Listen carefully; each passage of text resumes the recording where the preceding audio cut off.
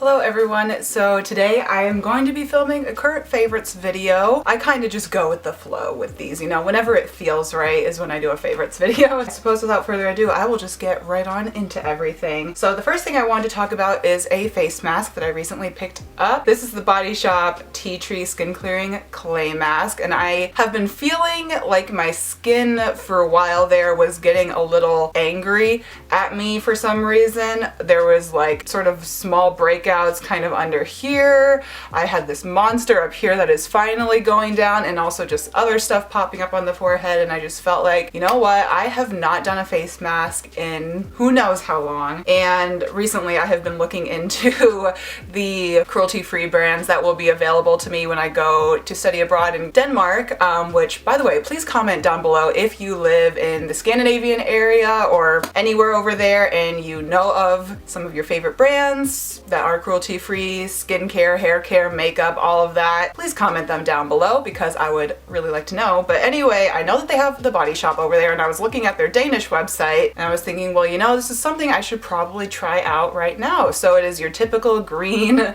face mask, has clay in it, so it's very detoxifying. You can feel that tea tree oil in there tingling and working, and honestly, it is fabulous. If you want a mask to use even before kind of like a special event that you want to look really nice and matte for, I should mention I have extremely oily skin and always used to have kind of acne prone skin. It really dried everything up, especially just the issues I was having here, sort of like redness and small sort of breakouts under the skin. It like honestly cleared that basically overnight, and everything else it cleared up within 2 uses. You can use it 1 to 2 times a week, so I used it a couple times a week and it seems to be doing its job. But with that being said, I've been using that in conjunction with just normal tea tree oil, kind of like wet a Q-tip with some water and then dip it into tea tree oil and put it on certain spots. But I had one right here for a while that was getting really dried out, and it basically ended up just turning into a dry patch, which was really annoying. But I ended up using these products on them, which were very kindly sent to me by the brand LeeAnni Eco, food for skin. So it's a couple of different things. First product that I would use, these I mostly use at nighttime just because I have, like I said, very oily skin. But if you had normal to even slightly oily skin, you could probably use the moisturizer in the daytime, but I'll get to that in a sec. This first product I'm going to talk about is Go Away Gloomy Day. It is just sort of a serum basically, and it's just made to kind of even everything out, put some hydration back into the skin. You put a little bit of this all over your face before using this product, which also kind of is technically a serum as well, but I used them together when I was trying to get rid of that dry patch, and it honestly cleared up that dry patch in like a couple of nights. This is the 3-in-1 Revolution Light. They have a normal one if you have drier or whatever type of skin. This is a toner, serum, and moisturizer in one, and I would really particularly concentrate this on the dry parts right there. I actually always get dry around my mouth for some reason, so it's really nice around there. It's really nice around the eye area. Both of these products are of course cruelty-free. They have only natural ingredients in them. They are also vegan, so I recommend checking them out, and they are handmade. So yes, I will leave their site linked down below. I think they're really awesome skincare products, and I have not changed my moisturizer in literally years. I've been using that Trader Joe's one for so long, and I still love it, I honestly do, but I feel like I need to switch things up a little bit. Next product I want to mention is this little guy. This is the contouring palette from Wet n Wild, an awesome cruelty-free, easily accessible makeup brand. Sorry, this is kind of hard to open, but basically on one side you have a light matte powder, and on the other side you have a dark matte powder, and they can be used for contouring. And I think these are extremely versatile colors because I will use it as a normal like contour sort of shade on occasion. I've been attempting to get into that recently, but I didn't want to like dive in and get the Anastasia contour palette when I don't even know what I'm doing. So, you know, a little bit of this in the cheekbone, under the jawline. It's a good beginner's product. I also think this is a fabulous crease color, and this is a fabulous like lid color. So honestly, if you wanted to be super minimalist, you could pack this in, you know, whatever whatever bag you use when you travel. I'm actually going to Colorado at the end of this week, so I will probably be bringing this with me, and this is really all I need to do a full face look. This is a really nice, you know, under the lash line color. I'm actually not wearing it today, of course, but I have been, and I really, really like it. Another skincare product, I should have mentioned this before I kind of got into the makeup, but whatever. It's kind of a makeup product too.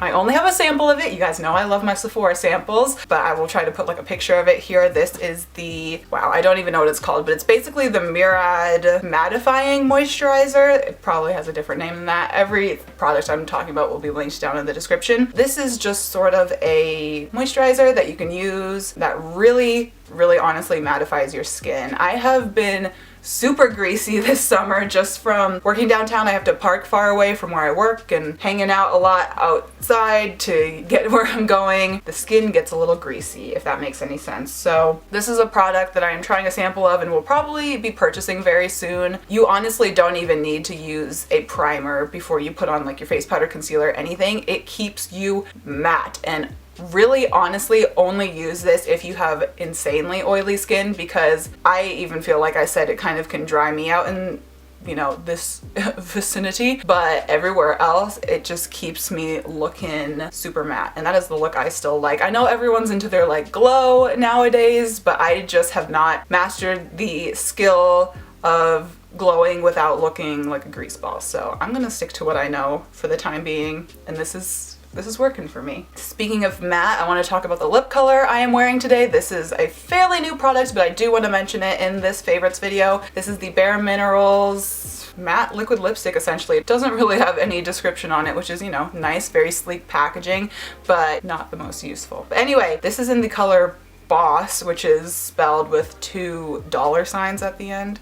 So, you know, that's pretty cool. I have been very hesitant of the matte liquid lipstick trend just because I don't know, I'm very particular about lip products. Everything kind of settles in here for me if it isn't, you know, working the best. I don't want like cracks and lines and stuff to be accentuated. I tried the Kat Von D one in Lolita, you know, the shade that everyone really raves about, and it is beautiful on first application, but after a couple hours of wear on me, it really kind of accentuated stuff that I didn't want to be accentuated on the lip area. And I know I'm not the only one who has experienced that. I've been reading a lot of Sephora reviews trying to figure out what liquid lipstick I really wanted to give a shot, and this is the one that stood out to me. It is a nice, softer sort of matte lip shade. It's probably not completely transfer proof. Like if you were to kiss someone, it would, I'm sure, come off onto them, whereas perhaps the Kat Von D one would not do that. But for just everyday wear, a nice soft lip shade that won't bunch up, it won't fade in an unattractive way, it won't look crusty, it won't do any weird stuff. I feel like this is the stuff, and it's actually cheaper than most of the liquid lipsticks. It's $18, whereas a lot of them are $20, $24, so I feel like that's not a horrible deal. And when I get some more monies in the pocket, I would like to get a couple more of them, but not yet. We have an interesting little guy to talk about here. This is a razor I have been using. Listen, me and hair removal, we don't get along, honestly. I hate shaving so much, but I do it because I really do like how I look when I am shaved. For the longest time, I've been on the hunt for a razor that I like, or one to try waxing or other treatments and whatnot, but a lot of razors that I've used, just your basic cheapo drugstore Venus, whatever ones, they've got those edges around them that get really goopy in the shower, or they dry the heck out and it's impossible to use them. I hope you understand what I'm talking about, but I don't know how to explain it. They just clump up and get really, really gross in the shower. I can only even use them once or twice, and I feel like I have to throw them away, which is obviously not good for the environment. So I was at Whole Foods and I actually have used these toothbrushes for a long time. This is a brand called Preserve. They make everything out of recycled yogurt cups. And since I knew that I liked their toothbrushes, I was like, you know, I always see this razor sitting here, but I didn't know if I wanted to try it because it is so dang small. I usually feel like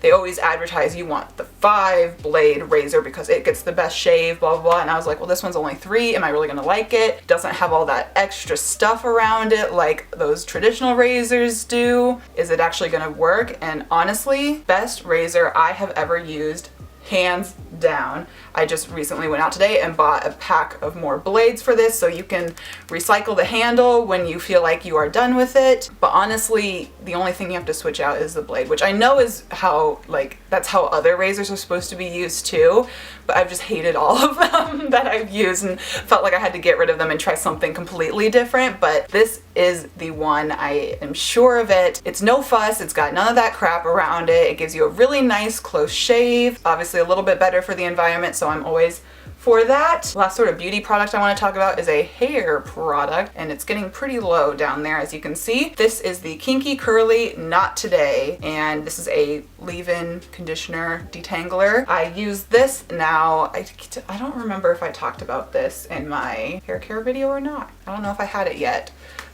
But I do still want to talk about it because it's a really, really nice versatile product for my hair type. I really struggle finding products that work for my hair type because I have some curls, as you can see, but I have pretty fine hair. I just have a lot of it, and I don't want anything that's too heavy or gonna build up too fast. And this is really, really nice. It's, as you can see, it's kind of a lightweight, well, of course now it's not moving. It's really not like a heavy cream or anything. There's a couple different ways I'll use that. There's my normal method where I usually kind of shower with my hair in some sort of bun. I talked about that in my hair care video if you want to go check that out a little bit more. So it gets a little bit of moisture from the shower. Then when I get out of the shower, if I feel like I need to, I will spray it down with a little bit more water. Then I will go through with this and really finger comb everything out. And then I'll put my like lush hair custard over it to just give it a nice shiny good smelling curl. But there's some mornings where I might shower a little bit and my hair doesn't really get wet at all, but if I just run a little bit of this through it, it just livens up the curl from the day before. I don't have to use a blow dryer on it like I do with my other method where I wet it a little bit, and it still keeps my hair stretched. It just gives it some life, some shine, brings the curl back. It is another awesome cruelty-free product. You can actually just get this at Target. It's pretty cheap, and I don't know what I'm gonna do when I go to Copenhagen. I feel like I'm gonna have to bring a few bottles of this because I don't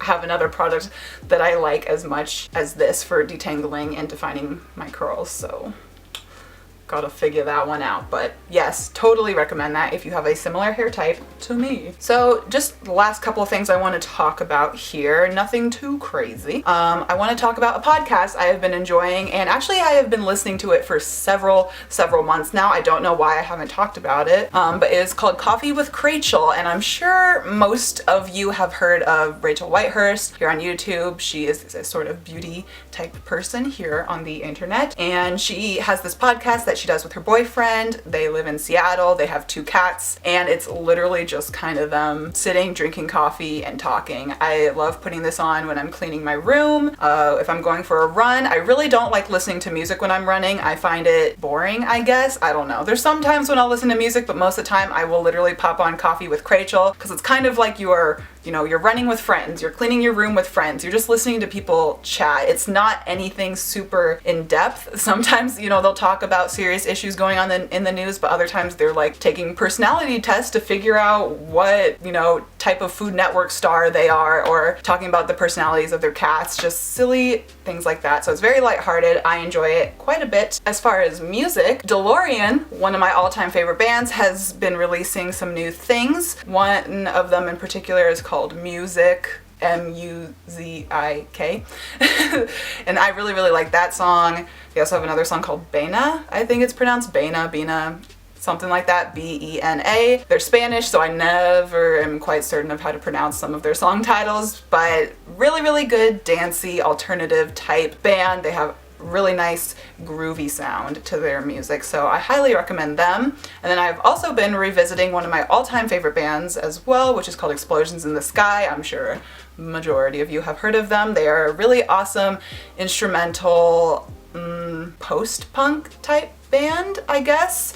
I hope that is the correct genre for them. They're just like an alternative type rock band that has no vocals in it. So I really enjoy listening to them when I'm browsing online through things, shopping on Sephora, which I've been looking at too much recently, or just when I'm researching other things. It's nice to have some music in the background that's got a really good energy to it, but it doesn't have any vocal sort of distracting you. So if you're like reading something, it won't throw you off. I know I get really thrown off if I have words coming in the ears, words coming in the eyes. It's like, okay, too much. If you would like, I can list a couple of specifics because I'm not getting very specific here now, am I? From their really old stuff, I've been liking Greet Death, Look Into the Air, classics like Your Hand in Mine, 6 Days at the Bottom of the Ocean. I think I actually have talked about that song way back on this channel. And then from their slightly newer release, The Wilderness, which actually came out April of this year, I have been enjoying Logic of a Dream. So yeah, those are some songs that you should check out by them, and that is pretty much everything. I'm going to warn you right now, there will not be a video next week because, as I mentioned, I will be in Colorado, and I debated filming some sort of video beforehand, but honestly I don't have any ideas at the top of my head. So please, while I'm gone, request some videos that you want to see, and when I get back I will be right on top of those. I'll only be gone for a week, so do not miss me too much, and be sure to follow me on Instagram if you want to see posts of what I'm doing while I'm in Colorado. So that will be listed at the end of this video, down in the description like it always is. But yes, thank you guys very much for watching, and I will see you all in the next one. Bye.